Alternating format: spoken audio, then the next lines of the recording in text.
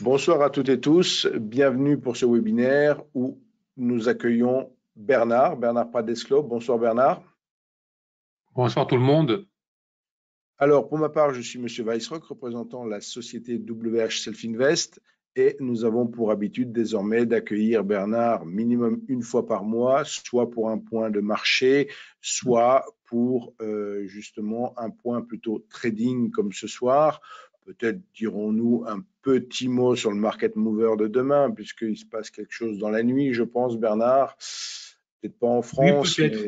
mais il va peut-être se Peut-être. passer quelque chose. Je voyais une statistique depuis 1800, 1930, je ne sais plus quoi. Il y a les 3 mois de hausse qui suivent les mi-mandats, donc peut-être qu'il y a quelque chose à dire à ce sujet rapidement. Mais quoi qu'il en soit, voilà, donc je laisse la parole à Bernard qui va bien sûr se présenter et nous présenter, donc faire un point sur les meilleurs horaires pour trader. Je pense que ça intéresse beaucoup les traders et on a l'habitude de dire à nos clients qu'il ne faut pas rester effectivement de 8 heures du matin à 22 heures le soir devant son écran et qu'il est très judicieux effectivement de choisir ces tranches horaires de trading, déjà pour pas s'épuiser et pour être plus efficace. Voilà. À toi Bernard. Bonsoir ou rebonsoir tout le monde. Effectivement, aujourd'hui, un webinaire consacré aux horaires pour le day trading. Alors, c'est un sujet qui me tient à cœur. C'est un webinaire que je fais assez régulièrement à mes abonnés et qui plaît beaucoup, puisqu'effectivement, lorsqu'on démarre sur les marchés ou lorsqu'on fait du day trading, on a une, on va dire, on a une vision qui n'est pas nécessairement la vision qu'il faut avoir pour réussir. Et ce que je tente de faire avec tous ces webinaires, justement, c'est d'essayer de vous inculquer, de vous expliquer à l'aune de ma petite expérience ce que je pense bon pour votre réussite. Le principe de ces webinaires qu'on fait tous les mois avec Alain et avec WHS est simple.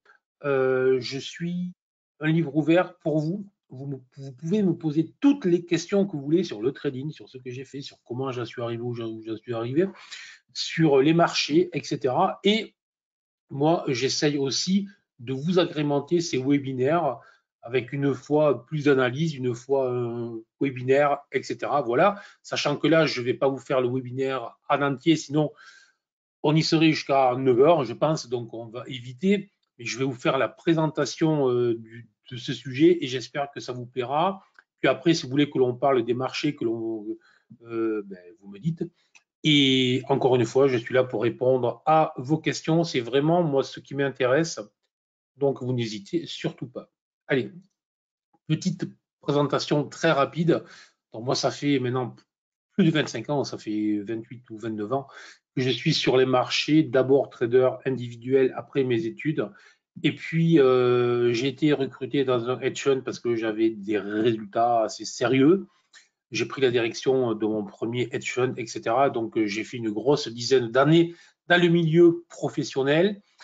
Puis je l'ai quitté parce que j'en avais fait le tour. Je suis l'auteur de 2 livres, Trading contre futur et stratégie de marché, que l'on trouve toujours, et cofondateur, enfin le fondateur de la fintech eWinvest, qui a obtenu un certain nombre de labels et qui me permet de me sortir un peu de mes écrans parce que sinon, ça ferait plus de 28 ans que j'aurais le nez uniquement collé sur les écrans. Et c'est vrai que c'est quand même sympa de se diversifier un petit peu lorsqu'on en a la possibilité.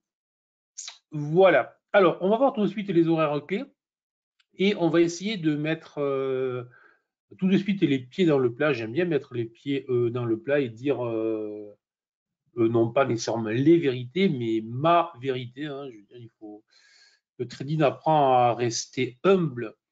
Et si on n'est pas humble, le trading se charge très vite de nous remettre à notre place. Donc voilà. Alors, règle de base, il y a une erreur sur le graphique. Voilà la règle de base. J'arrive. Où il est passé? Ça ne me plaît pas, ces erreurs. Pourquoi il y a une erreur sur le graphique? Oups. Voilà. Alors, règle de base, lorsqu'on fait du day trading, il y a vraiment certains horaires qui ne devraient pas être travaillés. Et celui qui vous le dit, donc en toute honnêteté et en toute transparence, c'est celui qui, évidemment, a commis à peu près toutes les erreurs que je dénonce aujourd'hui. Mais justement, si je vous le dis, c'est parce que j'ai l'avantage d'une longue expérience, comme vous avez vu. Donc, plutôt que de vous encrouter dans des mauvaises habitudes, autant essayer de se sortir très vite de ces mauvaises habitudes, même si, attention, on est bien d'accord, c'est vrai que l'expérience, on se la crée soi-même, mais peut-être que si vous entendez des éléments et que vous voyez en fait à côté que ce que je vous raconte n'est pas si idiot que ça, peut-être que votre courbe d'apprentissage sera plus rapide et donc voilà, moi c'est tout ce que j'espère. Donc, je suis clair, il y a certains horaires où en intraday, on a autre chose à faire. Le corollaire de ça, évidemment, c'est qu'on doit concentrer notre trading en day trading ou en scalping, même si sur le scalping, on pourra y revenir aussi, sur les bons horaires. Alors, il y a des horaires clés pour moi. 8h, 9h, ce qu'on appelait avant le Globex. Oui, Alain, tu voulais dire quelque chose? Un souci? Oui, j'aurais tendance à dire, on est toujours sur le premier slide, hein. C'est normal. On est toujours sur le premier slide. Oui, je veux dire, enfin moi, pour ce qui est de mon écran de contrôle, je suis toujours D'accord. sur la première Okay. diapositive. Il y a un J'étais étonné. souci technique. Alors, merci Alain, tu fais bien de me le faire remarquer. Donc, vous Voilà, auriez ça dû c'est voir la deuxième. ça, Voilà. la OK. présentation, et vous auriez dû voir, merci Alain infiniment. Donc là, maintenant, c'est bon. Ça marche. C'est vrai que d'habitude, je mets le contrôle. OK, je vois le contrôle. Ça marche. Donc, les horaires, 8h, 9h, c'est ce qu'on appelait avant le Globex, donc c'est le hors marché. Maintenant, sachant qu'il y a des futurs européens, notamment sur l'Eurex, merci Françoise, notamment sur l'Eurex qui ouvre en pleine nuit, donc on a de plus en plus des horaires étendus. Je parle pour les contrats futurs, évidemment, parce qu'effectivement, si vous faites du trading ou du day trading avec les CFD, là, on peut avoir des CFD qui tournent 24 sur 24, mais tant pis, justement, les horaires dont je ne parle pas, autrement dit, ça va être les horaires de nuit, vous doutez bien que je déconseille évidemment d'aller faire du DAX ou du CAC ou de l'Eurostoxx ou du Bund ou de l'OAT française à 3 heures du matin. Ce n'est pas nécessairement, voilà. Peut-être qu'il y a mieux à faire à 3 heures du matin. Donc, 8h, 9h, le Globex. Alors, c'est un moment qui est important lorsqu'on fait du day trading. C'est un horaire qu'il faut regarder, qu'il faut observer, parce que tout ce qui s'y passe, je dirais, est très important. Est-ce qu'on ouvre sur un gap? Est-ce que c'est une période de volatilité supérieure à la volatilité moyenne du Globex? Non pas la volatilité moyenne, mais la volatilité moyenne du Globex. Est-ce que ça se fait en dessinant un mouvement ascendant, descendant? Est-ce qu'on est en règne? Voilà, tous ces éléments-là que je vous envoie très vite en vrac sont des éléments à vérifier car ça va nous donner tout un tas d'informations pour lorsque les marchés vont ouvrir, lorsque les marchés actions ouvrent à 9 heures. Donc, le Globex, je regarde, j'observe. Si je ne suis pas un trader expérimenté, je ne trade pas. Bon. Moi, honnêtement, je trade. C'est un horaire où je peux trader, mais je ne trade pas en day trading. Je peux ouvrir une position sur la journée, en swing, etc. Bon, voilà. Je déconseille en day trading de trader sur le Globex, c'est un marché creux, parce que j'étais gérant professionnel lorsque j'ouvrais des positions entre 8 et 9 heures, le marché, je le faisais bouger, parce que lorsque vous travaillez avec des centaines de lots de futurs, je peux vous assurer que sur ces horaires-là, le marché, c'est vous qui faites le prix. Donc, c'est vraiment un marché creux. Donc, vous l'évitez. 9 heures arrive, la cloche sonne, Une image, évidemment, 9h, 9h15. Beaucoup de bruit, beaucoup de mouvements, beaucoup de volatilité. Alors là, je suis toujours très embêté. Je vais vous expliquer le pourquoi. Je suis toujours très embêté parce que 9h, 9h15, lorsqu'on est expérimenté, donc lorsqu'on est un trader gagnant, régulier, etc., c'est un excellent horaire pour faire du trading. Mais lorsqu'on n'est pas encore un trader expérimenté, que l'on va faire du scalping ou du day trading, c'est un excellent horaire pour se faire nettoyer un coup à la hausse, un coup à la baisse. Et au final, à 9h15, vous avez pris une perte ou deux ou trois, ce qui évidemment n'est jamais bon pour le moral et pour la suite de la journée. Donc, mon conseil très clair, vous êtes expérimenté, vous pouvez trader entre 9h et 9h15. Vous n'êtes pas expérimenté, trader, gagnant, régulier. Vous évitez, vous attendez que la poussière retombe. Voilà.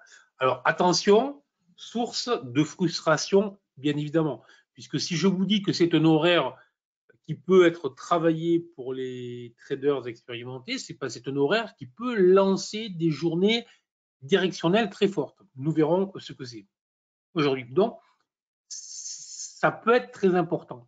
Maintenant, les probabilités font que lorsqu'on est un débutant ou lorsqu'on n'est pas expérimenté, la probabilité que l'on saute dans le mouvement et qu'on le tienne jusqu'au soir est excessivement faible.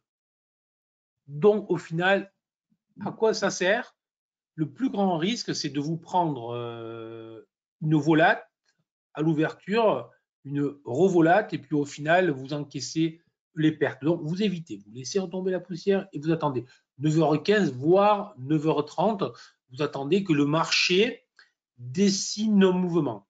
Est-ce que le marché, très typiquement, vous regardez, si le marché était en hausse et qu'il attaque entre 9h et 9h30 une vague de baisse très impulsive, donc très violente, c'est souvent, très souvent, c'est pour faire vendre ceux qui la veille se sont fait piéger.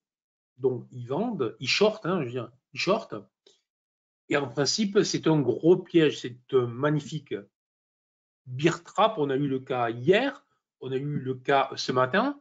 Exactement sur les indices, on a une ouverture où l'on sort vers le bas et ensuite on remonte très vite en V-bottom ou en petite ETEI hier matin. Donc, très typiquement sur les marchés haussiers, cette première vague 9h, 9h15, 9h30 est une vague de contre, est une vague qui vient piéger justement les traders qui sont peu expérimentés.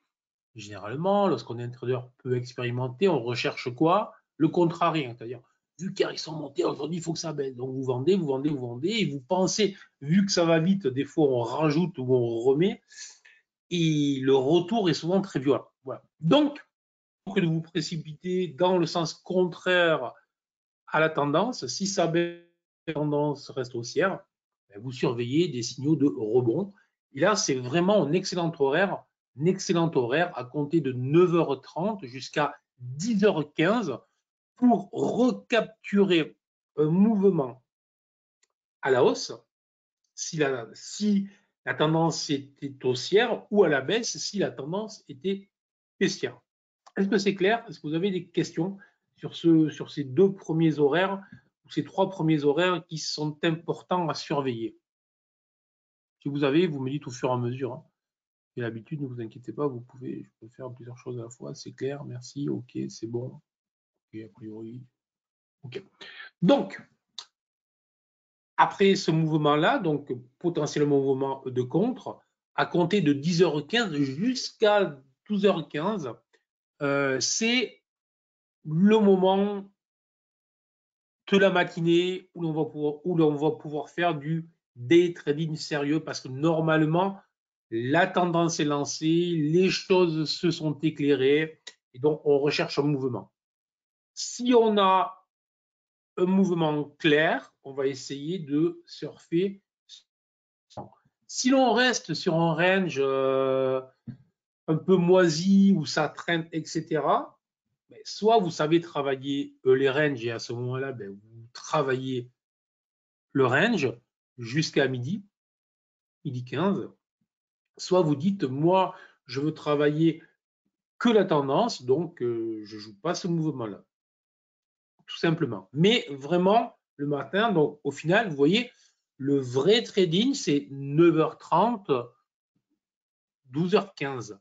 12h15, soyons clairs, je vous déconseille d'ouvrir une position à 12h05.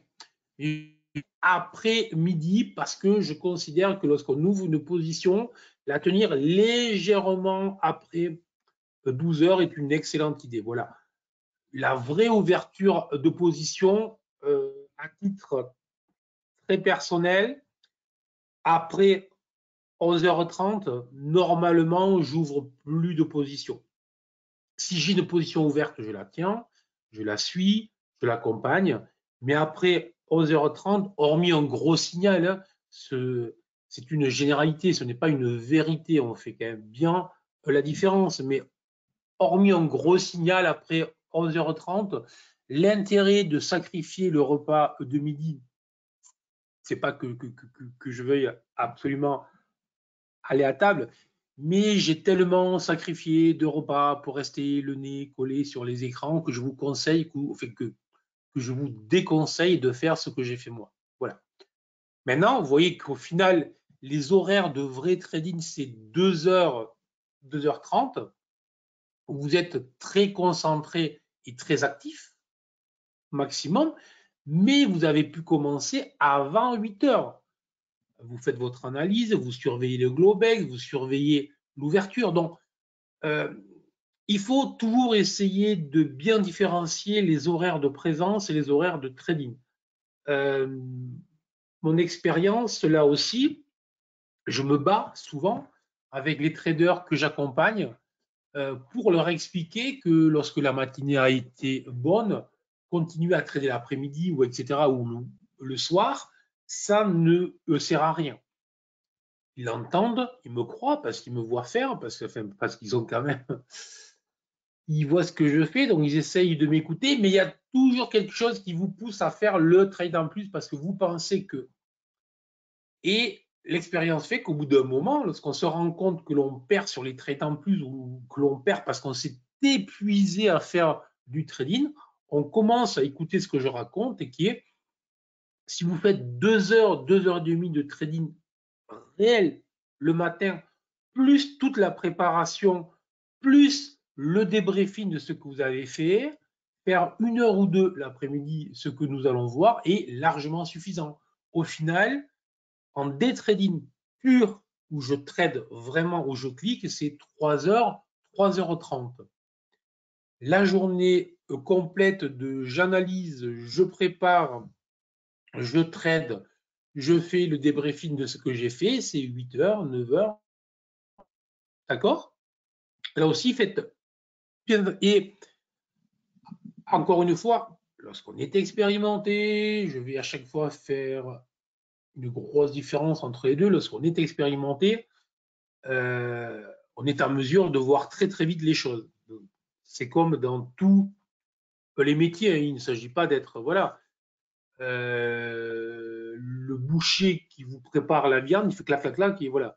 Vous, si vous arrivez avec le goût, vous mettrez énormément de temps, etc., etc. Donc c'est juste que lorsqu'on est expérimenté, les choses viennent. Et donc on peut faire beaucoup de choses et voir très vite ce que l'on doit faire en trading. Donc, vous faites bien la différence, dès lors que vous n'êtes pas expérimenté, faites bien la différence entre je me prépare et lorsque je sonne la cloche, à ce moment-là, je suis co-trading et je suis concentré à fond au trading. Et c'est quoi être concentré à fond sur le trading? C'est le téléphone est loin, la sonnerie de la maison ou du bureau, elle n'est pas là. Les réseaux sociaux, j'oublie.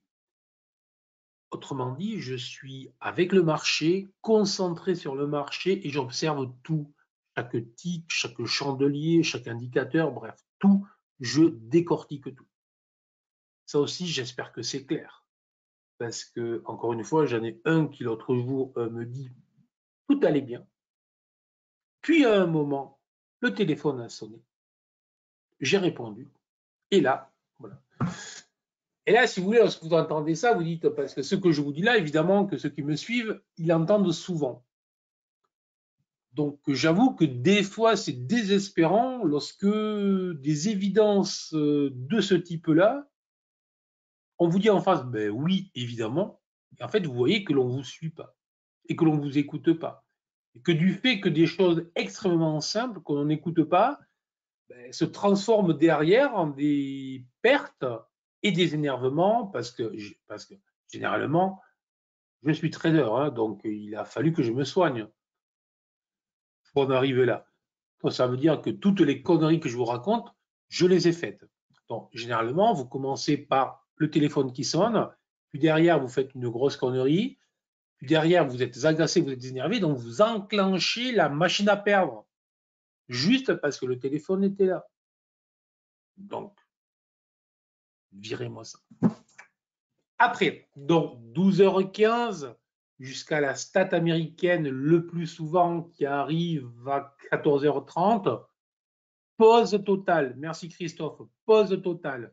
C'est quoi la pause? Ben, repos, vous faites du sport, vous prenez l'air, vous sortez. Si vous voulez rester en face des écrans pour travailler les analyses ou je ne sais quoi, ou vos trades, vous faites, mais là, voilà, là. Mais vous oubliez le trading. Le trading, vous le reprenez à la stat lorsqu'il y a stat aux États-Unis. Et évidemment, c'est une stat qui est très importante lorsqu'elle arrive. Par exemple, NFP, évidemment, le vendredi, premier vendredi de tous les mois, etc. Bon. Une fois que la stat est passée, jusqu'à l'ouverture américaine, soit vous avez ouvert une position sur la stat qui avait une stat importante, soit vous avez eu à ce moment-là un mouvement qui vous a plu, vous avez suivi. Sinon, jusqu'à l'ouverture américaine, honnêtement, il n'y a plus de choses à faire. Voilà. Donc, là aussi, c'est une. Vous êtes dedans, soit vous devez dire stop, j'attendrai l'ouverture US.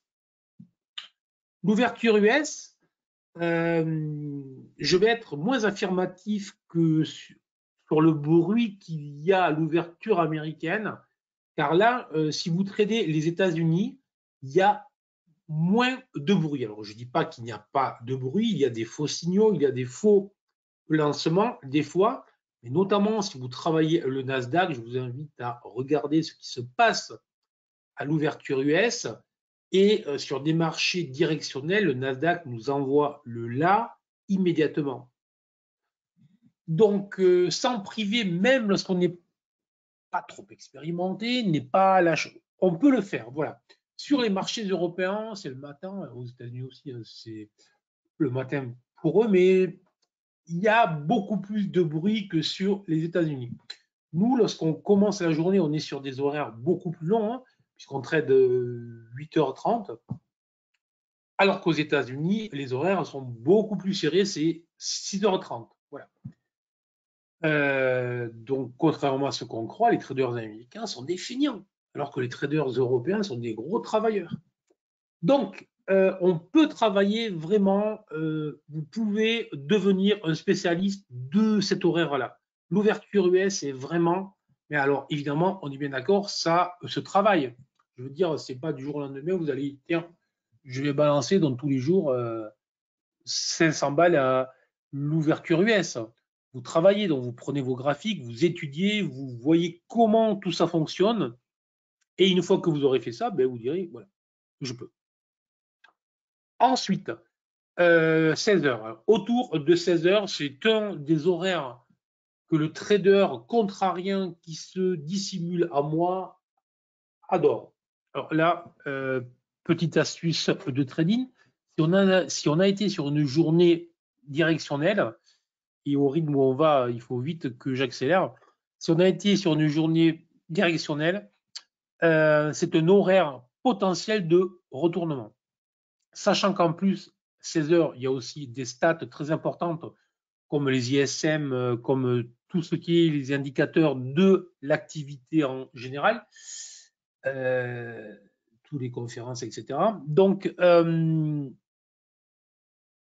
vraiment, sur des journées directionnelles, 16 heures, j'observe vraiment, car potentiellement, c'est là que le marché va céder, que le trend va céder et que le camp opposé, donc il était haussier les vendeurs, si c'était baissier les acheteurs, vont reprendre la main jusqu'à la clôture.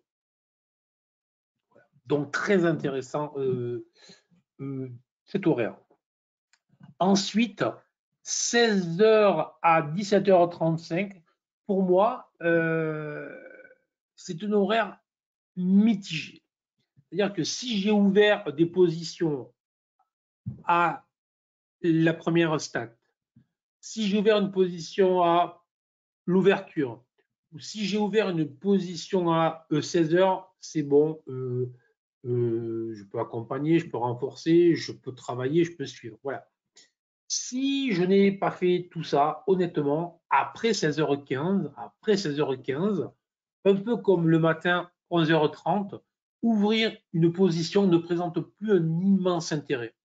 Parce que généralement, la plupart des configurations sont mûres. Alors, évidemment, il peut arriver, donc comme aujourd'hui, où on a un truc qui sort, sur une news, etc. Mais généralement, le marché est fatigué, les traders sont fatigués, il n'y a pas un gros intérêt, sauf si on veut travailler des allers-retours. Mais encore une fois, trader, il y a la théorie et la pratique. Pour être moi dans mais surtout la pratique, très important de se maintenir en pleine forme parce que plus vous allez être fatigué, plus la journée dure et plus on prend des risques à commettre des erreurs. Donc, évitez de faire le trade de trop qui va enclencher la spirale, etc. D'accord? Bon. Et puis, après la clôture de l'Europe et la dernière partie aux États-Unis, à moins que vous fassiez du day trading et que vous ayez un métier et que vous soyez obligé de travailler sur les marchés américains, 20-22 heures, je l'ai eu fait. Je l'ai eu fait. J'ai longtemps travaillé sur les marchés américains, notamment sur le Russell, donc il y a plus de 20 ans. Je scalpais beaucoup sur ces horaires-là. Bon, je le déconseille. Ne le faites pas. Sauf si vous vous sentez en pleine forme, que vous êtes prêt à sacrifier tout. Moi, j'ai sacrifié énormément de choses pour en arriver là où j'en suis arrivé. Donc voilà. Et moi, je considère, parce que je parle, voilà, vous voulez faire du day trading sérieux et pas.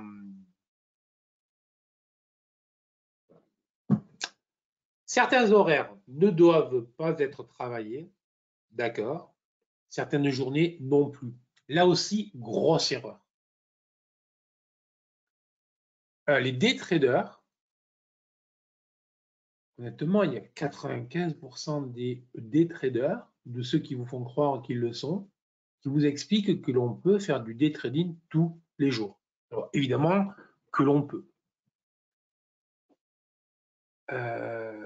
Moi, dans le courrier que j'envoie tous les jours à ceux qui me suivent, il y a des jours où je dis aujourd'hui, on ne fait rien.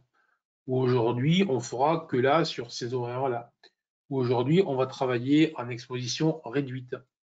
Et si vous avez autre chose à faire, vraiment, c'est aujourd'hui qu'il faut le faire. Voilà. Il y a des journées très claires où tout est simple et où tout ce que l'on tape fonctionne. Et vous avez des journées où vous allez vous faire détruire parce que le marché est là juste pour vous détruire. Donc, essayez de reconnaître à l'avance, d'où la nécessité d'avoir fait des tests sérieux sur les journées précédentes, les semaines précédentes, les mois précédents, les années précédentes, pour bien comprendre le fonctionnement des prix, c'est très important. Si vous considérez que vous arrivez tous les matins parce que vous faites du day trading et que vous détradez, que vous faites du quoi qu'il arrive, je pense que c'est une erreur. Voilà, je pense que c'est une erreur. Et je le pense d'autant plus que j'ai de plus en plus de métiers. C'est-à-dire, plus j'avance dans le temps, ce n'est pas une question du fait que je prenne de l'âge, c'est une question que je me rends compte, plutôt que de s'embêter à perdre du temps et de l'énergie à chasser des trades, des configurations, à chercher des stratégies, à ouvrir des positions sur des journées qui ne vont pas générer au mieux des petits gains et si ça tourne mal, des pertes, il faut se concentrer lorsque tout est clair, où tout semble simple et où bam, je rentre, boum, je suis à l'achat. Bref, voilà. Et ça, je peux vous assurer qu'on l'apprend dès lors que l'on accepte de raisonner que le day trading n'est pas une activité du quotidien. Le day trading est une activité où on doit filtrer nos horaires et où le day trading est une activité où on doit filtrer nos journées. Si vous faites ça, les choses s'éclairent derrière. Les choses vont s'éclairer pour votre trading et vous, en plus, mentalement, psychologiquement, vous serez au top. Un élément qui n'est pas en ma faveur, mais j'ai aucun, je veux dire. Donc, ce qui m'a fait prendre conscience de tout ça il y a très très très longtemps, lorsque j'avais des très bonnes semaines, le vendredi l'après-midi, normalement, c'est ce que je vous dis, c'est que lorsqu'on commet une erreur, on n'en commet pas une, on en commet 2, 3, 4, 5. Voilà. Donc, normalement, le vendredi, j'étais en gain. Enfin, lorsque j'avais une excellente semaine le vendredi, j'étais donc prudent le vendredi matin. Je ne tradais pas, ou je recherchais une jolie configuration. Et comme j'étais vraiment dans mon trip, etc., évidemment, au bout d'un moment à rester en face des écrans, lorsqu'on n'a pas le métier et l'expérience suffisante, on finit par cliquer. Et on clique et ça commence à aller mal. Et ça commence à engendrer frustration, agacement. Et là, on perd le contrôle. Et je peux vous assurer que le nombre de semaines que j'ai cramé, planté en 3 heures, où ça vous plante non seulement les gains de la semaine, mais en plus le week-end où vous allez avoir les boules. Et le lundi matin, vous arrivez sur les marchés en vous disant putain, si j'avais pas tradé. Voilà. Donc tout ça fait qu'au bout d'un moment, vous comprenez qu'il y a des horaires, qu'il y a des journées, que si l'on se maîtrise, tout devient plus simple. Que si l'on est accro à l'émotion, le mouvement, le trading, je ne sais quoi, au final, effectivement, on est accro à. Et lorsqu'on est accro, on n'est jamais lucide, jamais calme, jamais zen. Et on finit par faire que des conneries. Encore une fois, vous voyez, je vous l'ai dit, moi, voilà. Voilà. Alors, il y a très longtemps que je me suis soigné, mais il a fallu que je me soigne. Il a fallu que je me soigne. Donc, lorsque j'entends qu'ils disent oui, mais moi, c'est compliqué parce que, je ne sais pas, si moi, je me suis soigné, il n'y a aucune raison. Et moi, je me suis soigné seul à une époque où YouTube n'existait pas, où il y avait très peu de choses qui existaient. Donc, il a fallu que je me soigne vraiment seul. Vous voyez, donc c'était quand même vachement plus dur. Peut-être que si j'avais eu un gars qui m'avait dit va jouer au golf, voilà, c'est mieux.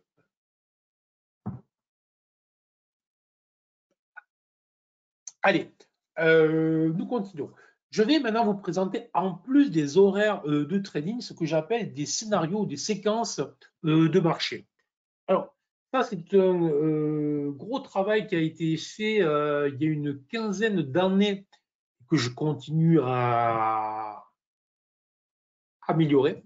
Lorsque je faisais du trading algorithmique pur, lorsque j'étais J'étais durant à peu près 5 ans consultant pour une boîte de trading algorithmique lorsque j'étais trader à Genève, hein, voilà, en plus. Et donc, j'ai vraiment pu travailler plus que sérieusement sur la constitution, la forme, le dessin, les fluctuations des cours sur une période donc donnée. Et en l'occurrence, puisqu'on parle de day trading, on va s'intéresser à la journée. Alors, rien de révolutionnaire, mais pourtant, très étrangement, il y en a peu qui voient ce dont on va parler là. Et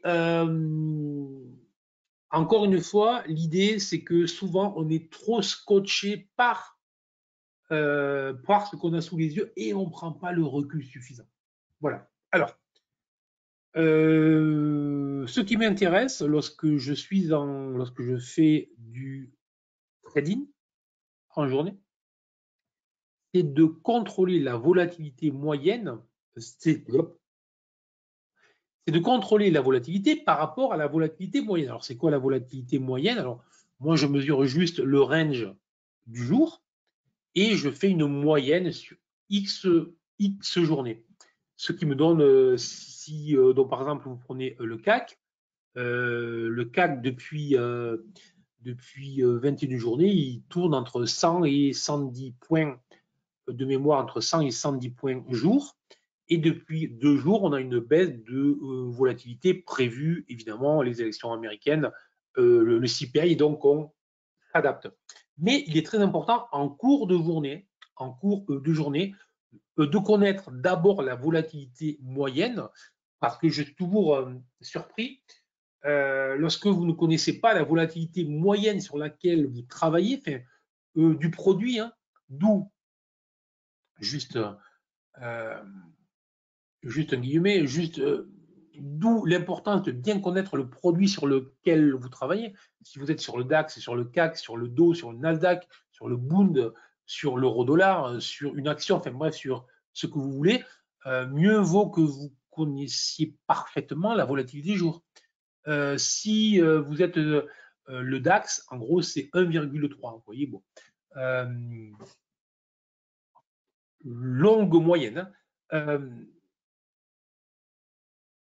Si vous ne le connaissez pas, ça veut dire que lorsque vous tradez, lorsque vous faites des trading, vous ignorez la taille du terrain sur lequel vous jouez. C'est quand même très étrange, vous voyez. Moi, j'aime bien avoir quand même des repères lorsque je trade.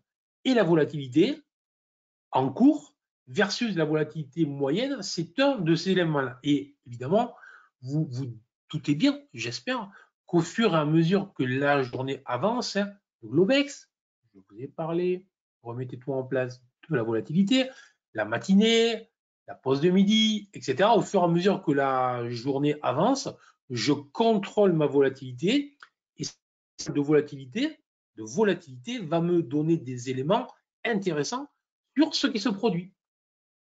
Voilà. Et puis ensuite, que j'accélère parce que là, je suis en train de vous faire un webinaire qui dure 3 heures. J'aurais au moins voulu quand même vous présenter ça. Donc, j'accélère si vous le voulez bien pour vous laisser quand même un petit peu de temps si vous avez des questions. Alors, c'est quoi le scénario de marché? C'est quoi surtout l'intérêt? L'intérêt, c'est qu'on va raisonner non plus uniquement sur la tendance, sur la volatilité, mais sur la journée, parce qu'effectivement, les journées ont un certain nombre de dessins répétitifs. Donc, il est les journées et les semaines et les mois, etc. Donc, il est quand même très important d'ajouter cet élément-là. L'idée de base, c'est qu'on va placer nos stratégies dans un cadre plus large et c'est vraiment en phase, puisqu'il y a de plus en plus de traders, des traders, il faut que nos stratégies soient adaptées à ce qui se joue. Ensuite, les fameux algorithmes de trading. Pour moi, je ne pense pas, je l'affirme, je le dis, et voilà, vu que j'ai bossé avec des fonds qui travaillaient sur les algorithmes, donc je connais quand même plutôt bien le sujet. Je ne pense pas que les algorithmes aient modifié le comportement. et foncièrement modifier le comportement des cours. Autrement dit, chaque fois que j'entends certains prétendre que les algorithmes manipulent les cours, voilà, en 1905, 1907, 1920, les cours étaient manipulés entre guillemets, là aussi, non pas par les algorithmes, mais par ce qui faisait le marché. Donc, la manipulation sur les marchés, ça ne veut rien dire. Si vous pensez que les marchés sont manipulés, fuyez les marchés. Le fonctionnement intrinsèque des marchés financiers, c'est la manipulation. Vous voyez? Donc, si vous trouvez ça choquant, fuyez ça. Mais ne soyez jamais choqués de ça. Tout ce qu'il y a à dire. Bref. Lorsqu'on travaille avec des scénarios, ça va nous améliorer les taux de réussite. On va pouvoir anticiper les entrées. On va en plus cibler les bonnes périodes et les bons horaires. Cibler aussi les journées. En fait, puisque un scénario, une séquence de marché, lorsqu'on les aligne, un jour, 2 jours, 3 jours, nous fait dire que le 4e jour, on a une forte probabilité d'avoir une journée de ce type-là. Et donc, on va décider soit de trader parce qu'on sait que c'est un scénario favorable au trading, soit au contraire de rester à l'écart parce que c'est un scénario qui n'est que peu intéressant. Ensuite, on optimise les sorties puisque je regarde la volate, je regarde la volate en cours, je regarde la taille du terrain et j'ai un scénario. Donc j'ai un scénario qui me fait dire qu'on peut aller vers la volate moyenne, donc il me reste un certain nombre de points à faire ou pas. Qui me dit non, je suis au maximum moyen de points, donc peut-être que si tu es en position, mieux vaut sortir. Voilà. Et ne plus être le jouet des algorithmes, évidemment, c'est de l'humour au vu de tout ce que je vous ai dit. On est bien d'accord, mais ça m'amuse trop d'entendre ça. Encore une fois, les marchés, c'est de la manipulation de A jusqu'à Z. Les marchés ne fonctionnent que par des pièges. Voilà. Si vous râlez, s'il y en a qui râlent après les pièges des marchés, il n'y a aucun souci. Je vais changer de métier. Voilà. Alors, on a 4 scénarios. Je vous en présenterai donc 4, il y en a plus dans ce qu'on utilise, mais ce sont les 4 principaux, les 4 plus gros, les 4 qui peuvent vous servir. Le premier, le plus basique, c'est une journée directionnelle. On ouvre sur le bas, on va sur le haut, on ouvre sur le haut, on va sur le bas. Des journées très intéressantes, évidemment, vous vous doutez bien que lorsqu'on les repère à l'avance, il y a vraiment moyen de les repérer à l'avance. Alors je vous dis, en clair, jamais à 100%. Je suis trader, je ne suis pas économiste, ni je ne sais quoi. Mais on a des probabilités qui nous indiquent que. Donc moi, lorsque j'ai des probabilités qui m'indiquent qu'il y a possibilité qu'il y ait une directionnalité forte, si je rentre à l'achat, évidemment, je vais essayer de tenir la position au maximum. Tout simplement, ce qui permet d'optimiser les risques-reward, dont le scénario de marché va nous permettre d'optimiser le risk-reward. Après, il y a des journées choppy. Alors, les journées choppy, c'est un peu ce qu'on a eu hier. Aujourd'hui, moins parce que du coup, même si depuis 5 heures, on va dire qu'on a retrouvé un range, une journée de choppy, c'est vraiment un range avec une volatilité réduite. Donc ça se repère. C'est là vraiment assez facilement. Hier, lundi, j'avais un plan de trading live avant la journée de trading et j'annonce une journée faible volatilité qu'on va travailler en range avec une forte probabilité que ça se passe, c'est ce qui s'est produit. Donc, le range inférieur à TMA 20, ça veut dire un range réduit par rapport à la moyenne. Les journées Reversal Day, alors ça, ce sont des journées très, très, très intéressantes. Ce sont des journées que l'on va retrouver sur des mouvements directionnels jour qui sont très affirmés. Par exemple, on peut considérer que le 13 octobre, si vous vous souvenez, le 13 octobre, CPI aux US, jeudi, le CPI sort, ça plonge vers le bas et ça rebondit très fortement. Encore une fois, ce n'est pas les algos, c'est juste un piège normal. Sur les marchés, c'est comme ça que ça fonctionne. Tout le monde vend parce que la stat est très mauvaise. La conséquence est que, comme tout le monde a vendu, il n'y a plus de vendeurs. Et comme il n'y a plus de vendeurs, le marché rebondit. Et au fur et à mesure que le marché rebondit, hein, c'était le 13 octobre, jeudi, sauf erreur, au fur et à mesure que le marché rebondit, que se passe-t-il? Vous avez vendu et vous coupez vos positions vendeuses. Voilà. Je le dis là aussi d'autant plus facilement, vous voyez, j'ai aucune honte, que j'avais vendu la stat. Alors, comme j'ai une manière de bosser de trader très agressif, j'ai vendu, j'ai allégé très vite, j'ai sécurisé, mais j'étais stoppé à zéro après un gain qui aurait pu être sérieux, que je n'ai pas encaissé. Donc, j'ai été stoppé à zéro. Et donc, en étant stoppé à zéro, ça veut dire que j'étais vendeur, j'étais devenu en fait acheteur, donc j'ai nourri ce flux. C'est mon stop qui a nourri ce flux. Et si vous pensez que le marché va chuter vraiment, et donc parce que c'est la fin du monde, hein, quelqu'un qui me disait, ouais, tu comprends, l'Ukraine, la Chine, l'inflation, ben ouais, ça fait que 8 mois que tout ça, on le sait, je veux dire, c'est pas le CPR, enfin bref. Si vous vendez sans stop, vous faites détruire. Peut-être que vous attendez le lendemain, etc. Et donc, vous attendez le vendredi, pouf, ça continue, vous attendez. Le lundi, après un week-end où vous les avez comme ça parce que vous aviez un joli gain et là, vous êtes en grosse perte.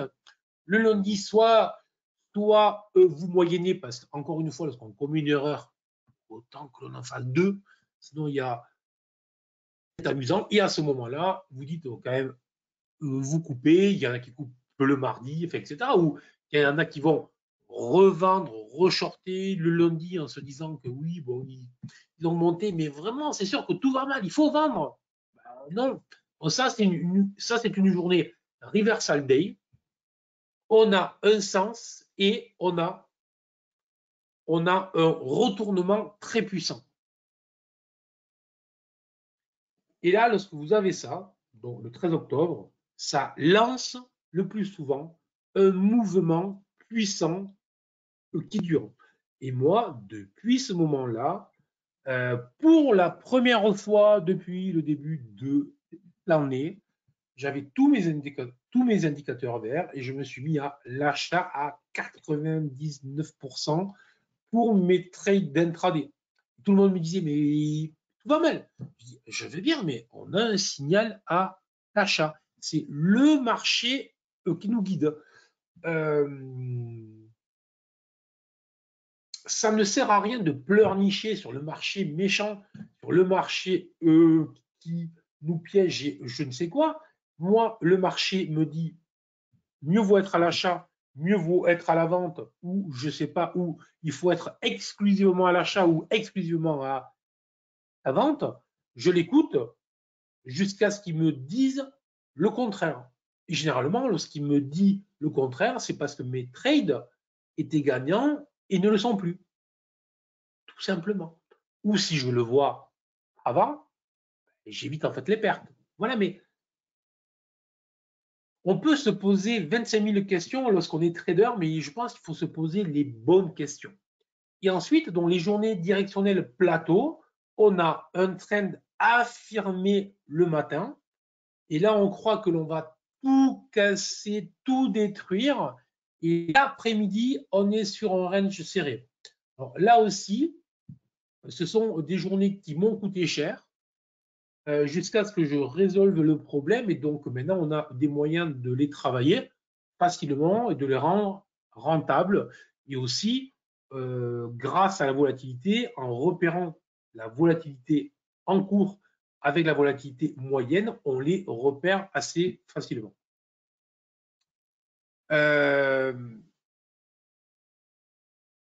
Du coup, je pense que je m'arrêterai là pour la présentation. Allez, sinon, vraiment, je vais vous faire les 3 heures que vous avez annoncées.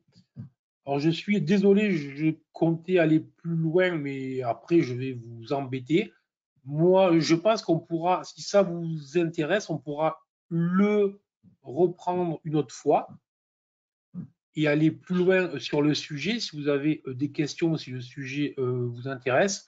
Mais je ne voudrais pas que l'on dépasse sur ces webinaires mensuels 60 minutes, puisqu'après, je sais que c'est long et voilà. Oui, et je pense également, Bernard, qu'il ne faut pas faire des webinaires trop longs, surtout qu'on a ces rendez-vous réguliers. Ce qui n'est pas perdu, c'est que bien sûr, le webinaire de ce soir est enregistré. Et lorsqu'on fera une suite à ce webinaire, il suffira de faire référence à celui-ci, qui sera forcément archivé sur la chaîne YouTube, et on pourra lier les deux. Enfin, vous pourrez regarder les deux les uns après les autres, mais il vaut mieux avoir des modules moins longs. Peut-être laisser un petit peu de place aux questions, s'il y a des questions, bien sûr, tout en sachant.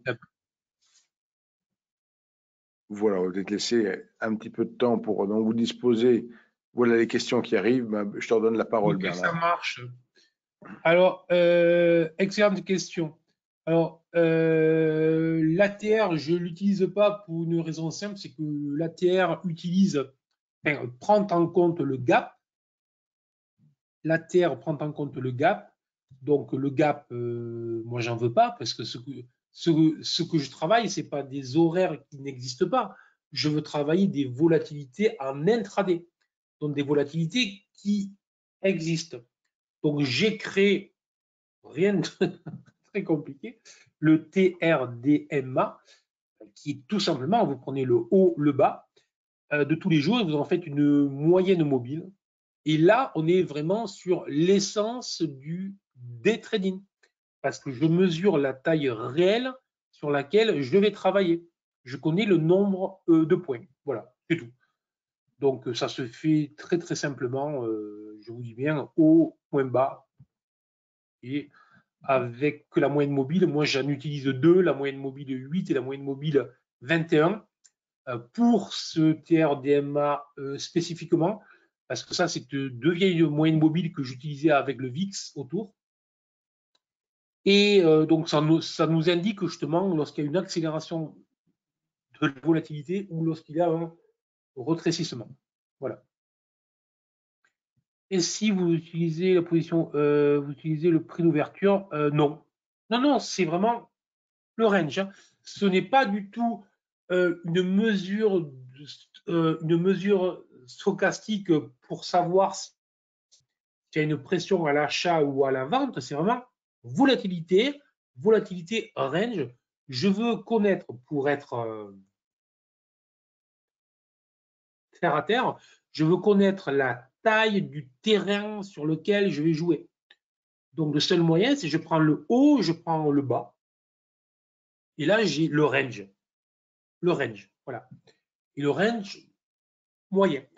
Donc, en fait, si vous utilisez une moyenne mobile 8 jours, ben, vous avez une courte.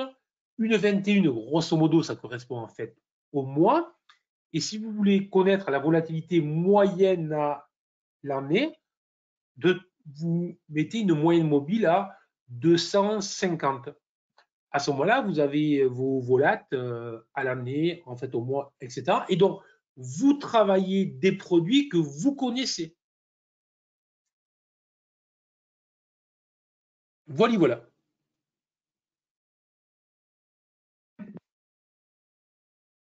A priori, Alain, je pense que c'est bon. Utilisez-vous le footprint pour entrer en position des bougies impulsives en day trading? Alors, j'utilise mes indicateurs et j'utilise les chandeliers japonais et des stratégies. Donc, je n'utilise pas le footprint.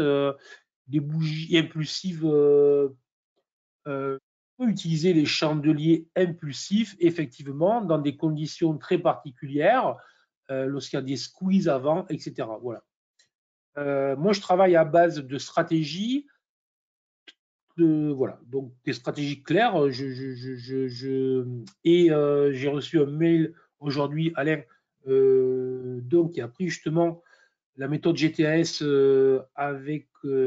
sur la NanoTrader il y a un mois ou deux, qui me disait qu'il était très content parce que ce n'était pas nécessairement ce que ça lui disait de faire, c'était surtout les interdictions. Et j'insiste beaucoup, vous avez vu que je vous explique les horaires, les interdictions, les journées. Et de la même manière, le plus souvent, on cherche à trader, alors que le plus souvent, il faut chercher à ne pas trader et à filtrer. Donc, c'est très important lorsque vous créez votre propre méthodologie d'avoir des outils qui vous disent ne pas trader. Les chandeliers japonais, les vrais que je connaisse, voilà.